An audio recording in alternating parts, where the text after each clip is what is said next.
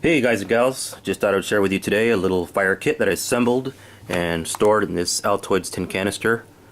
This is something that I carry in my bug out bag in my car.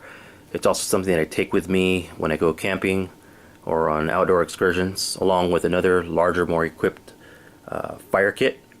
But this is something that I like to carry if, say, I go hiking or something like that. That way I don't have to lug around a lot of weight and bulk. So I'll show you the contents. On top here I have this magnifying glass. It's nice and thin. I picked this up at an arts and crafts store, and it has these tweezers attached to it. And I immediately thought, you know, aside from the obvious of picking out a splinter, things like that, I could use these tweezers and stake it into the ground, and then I can adjust the magnifying glass exactly where I need it, and then just set it and forget it, basically. And that way I don't have shaky hands, you know, I'm not struggling to maintain my hold and that sort of thing. So it works pretty well. You know, very cheap option for a fire kit, and I'm pretty sure you can find these online. This one's made by Carson. For those of you who are familiar with flint and steel, that's what this here on the bottom is for. And this came with a nice piece of chert and quartz. I got this from a custom knife maker, and I can't remember his name off the top of my head, but when I look him up I'll be sure to put some annotations down below so you can check out his work. It's a nice little knife, and this is made from a file. As you can see, the striations there of the file still remain there. Did nice file work here. Very nice looking knife. This could probably be used as a neck knife too. Get a nice little sheath for that. Very small. Holding the container together, I have this inner tube, which I normally have two, one on each side. Some people refer to them as Ranger bands. And of course it's rubber, so it can be used to burn. It's a nice little fire extender. Opening it up, have a basic light my fire ferrocerium rod, but you can also cut that off or just order them that way. Ferrocerium rod without a handle to save some space, different diameters, different lengths. This one's kind of small, so I just threw that one in as is. I have a trick candle, which is pretty good in windy conditions, that sort of thing. You know, it blows out, no problem, it turns right back on by itself. I have a fuel tab, which on average burns about 4 minutes. Another inexpensive option.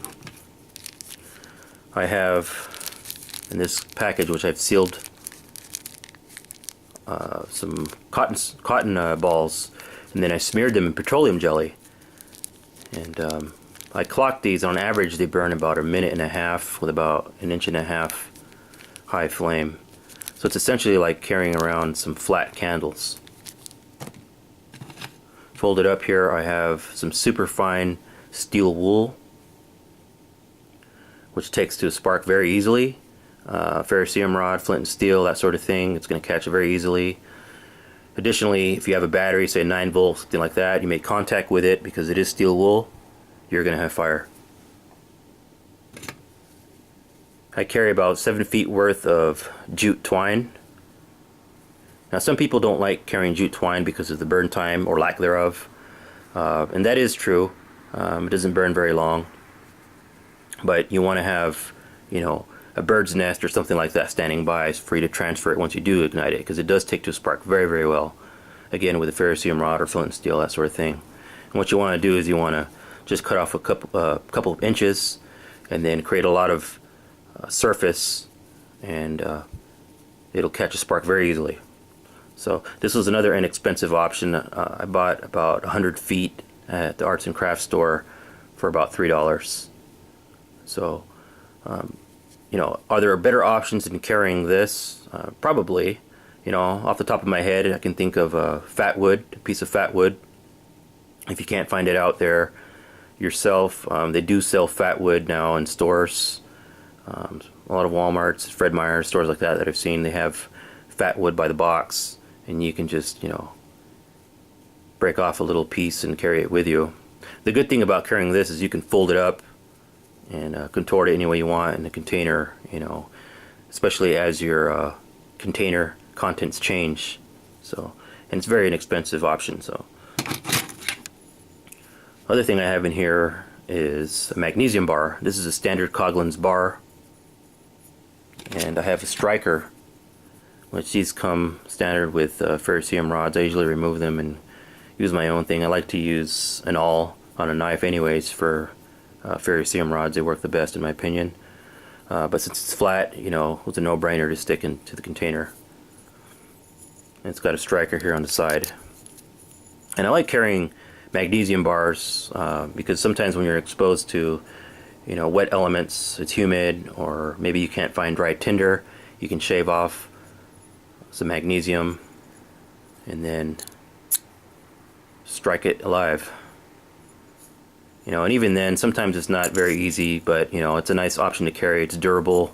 You know, you can get it wet, and you're not going to have an issue. You can also carry a lighter, of course, and as we all know, a lighter is probably one of the easiest ways to get a fire going. You know, that said, it isn't as durable as, you know, the magnesium bar, and you could have mechanical issues, mechanical failures, springs popping out. You know, it breaks and you get leaky fuel, that sort of thing. Gets wet, whatever. Or maybe it doesn't, and maybe you just run out. You don't know what situation you're going to end up in or how long you're going to be in it. It could be an emergency. That isn't to say that I think lighters are bad. I do carry one with me, usually like in my cargo pant pocket. I also carry additional Bic lighters in my larger fire kit, which I'll do a separate review on later. But in the small kit, I usually carry a magnesium bar. Now on the lid, I have a little package here with char cloth, and I absolutely love char cloth because that takes to any spark very well. Ferro rod or flint and steel, that sort of thing. You're going to get an ember fast. Underneath it, I have waterproof matches, and then to the back of the char cloth, I have match strikers, which I attached with contact cement. I have two of them in case one of them wears out. So I've got an area to strike. And of course, the container itself acts as a little stove and for, you know, making some more char cloth.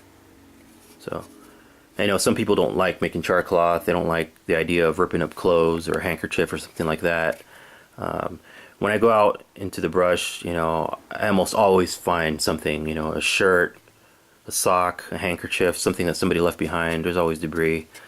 But even if there isn't, if you're in an emergency situation and you've exhausted all your other options for making fire, you know, and you have a handkerchief or something like that, well, this will serve its purpose. And that's basically it for my small fire kit. I'll do another video on my larger fire kit and show you some of the things that I have in that, as well as another video on a fishing kit and a first aid supply kit, which I also use Altoid tin can for.